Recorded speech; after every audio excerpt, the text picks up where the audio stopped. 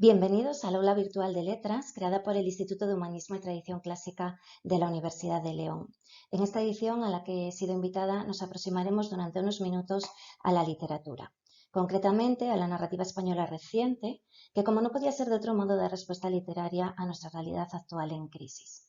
La ficción siempre nos permite entender mejor el mundo que habitamos y en momentos como el actual, tan marcado por la pandemia del coronavirus, que tanto tiene que ver con la problemática ecológica, me voy a detener precisamente en el paisaje natural y en el valor crítico que se despliega en algunas novelas que nos hacen disfrutar de interesantes horas de lectura. El paisaje es una de las tipologías generadas por la tematización del espacio en la literatura.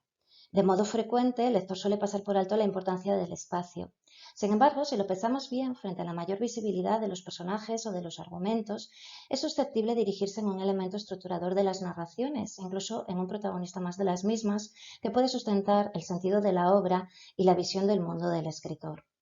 En cuanto al paisaje, debemos tener claro que se trata de una construcción cultural, pues está íntimamente ligado al individuo y a su interpretación. Tal como nos recuerda Javier Maderuelo, el paisaje no es un mero lugar físico, sino el conjunto de una serie de ideas, sensaciones y sentimientos que elaboramos a partir del lugar y sus elementos constituyentes. Será pues nuestra mirada la que convierta los espacios en paisajes, por lo que su significado también en la literatura procede de la visión del personaje, del sujeto productor y consumidor del mismo, de ese espacio físico que mediante sus sentidos consigue convertir en un ámbito vivido, experimentado y personalizado.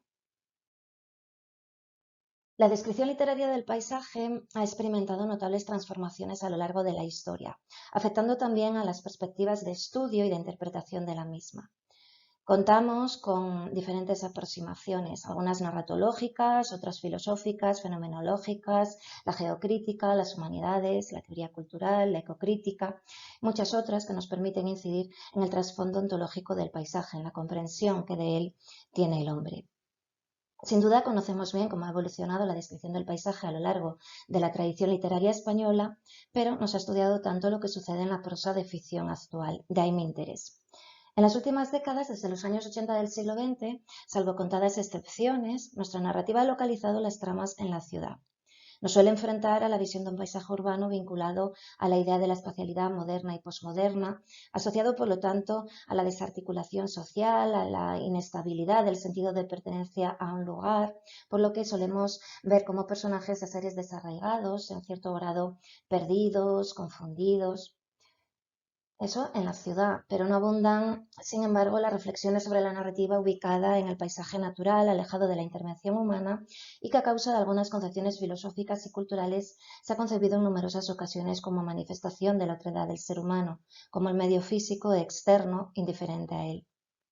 Teniendo en cuenta que, como afirma Maderuelo, cada forma de ver la vida, cada manera de describirla o representarla, supone que tras ella hay un tipo diferente de pensamiento, resulta interesante reflexionar acerca de si nuestra actual concepción de la naturaleza se ha distanciado o no de la estética romántica que estableció el concepto de lo sublime, un concepto que implica la separación de lo humano y lo no humano, reafirmando la naturaleza en la otredad. Sin ánimo de realizar un recorrido completo por la narrativa española actual, interesa plantear ciertos interrogantes y remitir a pequeñas escalas que nos ayuden a valorar la huella del paisaje natural en dicho corpus, con el fin de sopesar hasta qué punto aparece en nuestra narrativa, cómo se describe, cuáles son sus significados y si se mantiene la idea de otredad, de escisión entre hombre y entorno natural. El análisis de un amplio corpus de novelas actuales nos permite constatar varios aspectos. En primer lugar, que el paisaje es empleado en esta narrativa como una herramienta de crítica gracias a que se identifica con una realidad cultural, es un portavoz de la memoria colectiva y es un complemento y un reflejo del ser que no debe olvidar su sentido de pertenencia al lugar que ve y que habita, pues este forma parte de su identidad.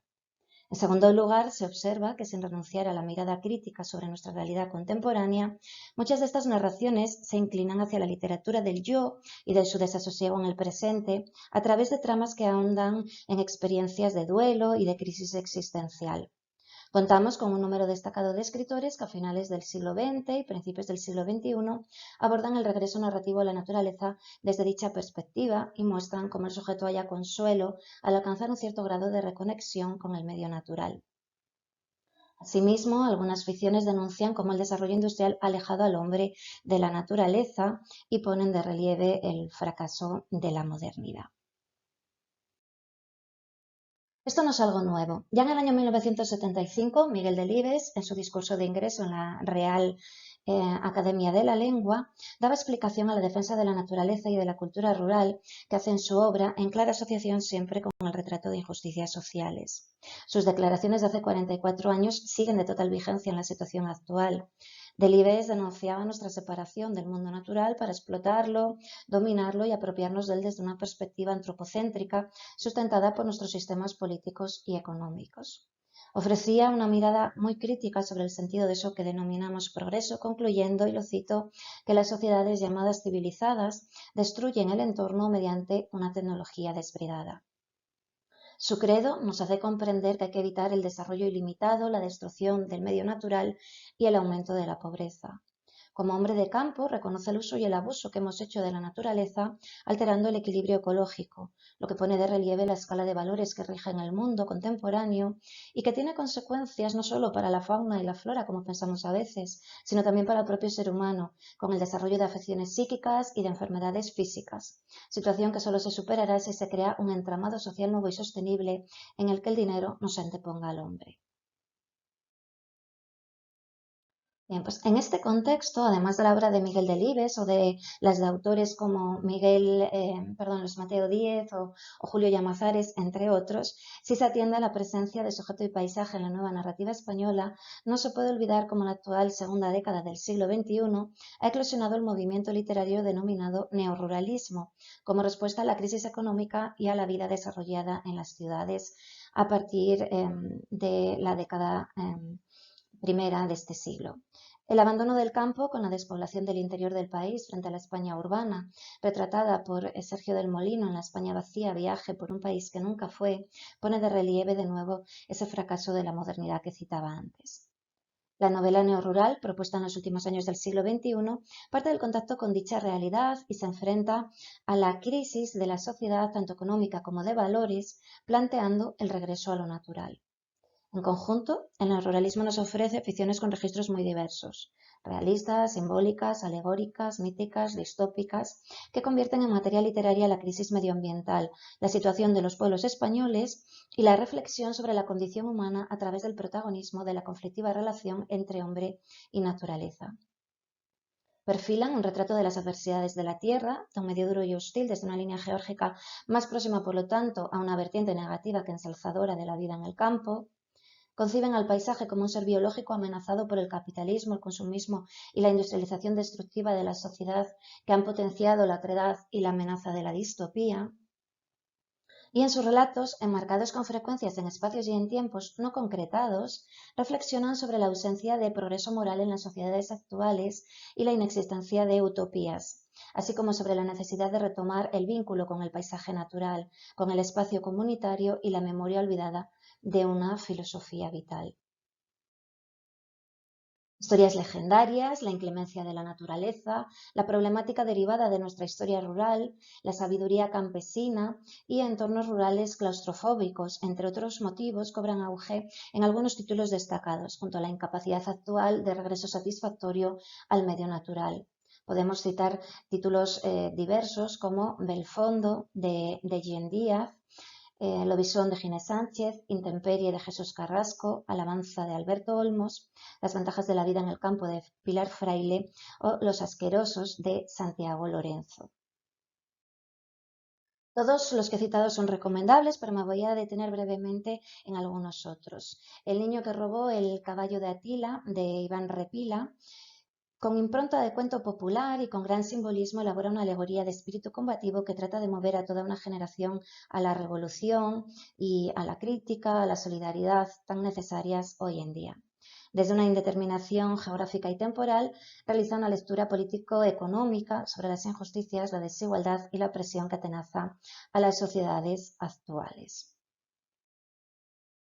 El bosque es grande y profundo, de Manuel de Arriba, que también presenta guiños a los cuentos de la infancia, recrea un contexto distópico, apocalíptico, en el que sobresalen de nuevo la vertiente geórgica del entorno natural y la constatación de la otredad de la naturaleza, de su constitución como entidad ajena al hombre. La novela pone de manifiesto la fuerza de la regresión social, pues la condición humana se vincula progresivamente a instintos primitivos, a la lucha por la supervivencia, a la locura y a la animalización. Si en la ciudad ya no queda nada, en el bosque nos hallará el amparo de la civilización, pues es un espacio amenazante e inhóspito en el que se ha perdido el sentido moral. En Por si se va la luz, de Lara Moreno, el enfrentamiento entre hombre y naturaleza da lugar a una crítica a los poderes económicos e ideológicos que gobiernan nuestras sociedades. En esta novela, el ámbito urbano es un espacio opresivo y alienante, caracterizado por el consumismo poco respetuoso, por el sometimiento a la tecnología y por el desarrollo de una práctica urbanística frívola y monstruosa. Seguro que a todos nos suena esto. El entorno natural es la elección por la que optan los protagonistas, pero tampoco será un espacio percibido desde una visión arcádica, positiva. Entre otros muchos motivos, uno de los ejes de la narración nos aproxima en cierto modo a nuestra vivencia actual, pues está configurado por la obsesión con un apocalipsis causado por la naturaleza y por, fíjense, la alusión a una pandemia asociada a un virus, o quizás, y leo directamente de la novela, una pandemia debida a la mala alimentación, la sociedad, el caos, el líquido contaminante que se vertía de las ciudades hacia el campo. Las efímeras de Pilar Adón nos sumergen en un extraño microcosmos, aparentemente utópico, pero en el que la recuperación de la vida en comunidad, rechazando lo innecesario y lo superfluo, no genera armonía. La vertiente arcádica es sustituida por una visión de la dureza de la vida en el ámbito rural y de los peligros de la naturaleza. En el seno de ese paisaje natural, más o menos cultivado o agreste, prevalece un orden creado que controla el ambiente con pretensión de convertirlo en inofensivo, pero que acrecienta la violencia y el dominio a través de relaciones de poder y de sumisión que desatan instintos primitivos. Bien. Nuestra literatura nos ofrece otras obras ajenas a esa tendencia del neoruralismo y que, sin embargo, aunque no se fijen en la temática rural de pleno, atienden a la relevancia del paisaje natural, en ocasiones mediante un abanico de perspectivas que recogen desde los posicionamientos más tradicionales ante la naturaleza hasta los más actuales, entre ellos también el poshumanismo, corriente a la que ya la profesora Imelda Martín Junquera nos acercó en la segunda edición de este mismo espacio cultural divulgativo. Es el caso de José María Merino, que no podemos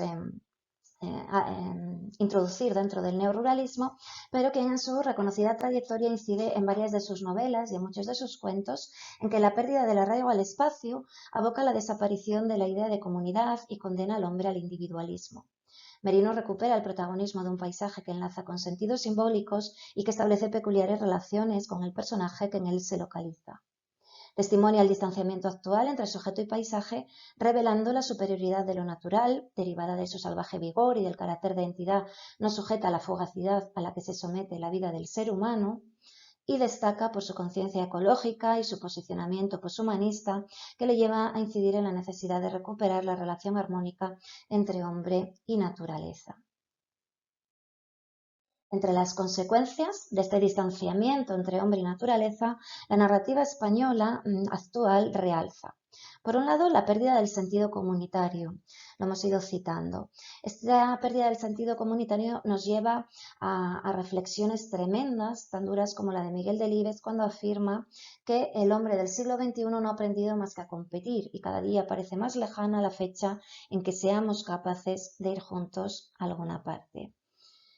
Es tremendo. Y por otro lado, las amenazas distópicas, incluida la de la destrucción ecológica, que abocan a conflictos, que abocan a las relaciones interpersonales y al desarrollo de la propia identidad.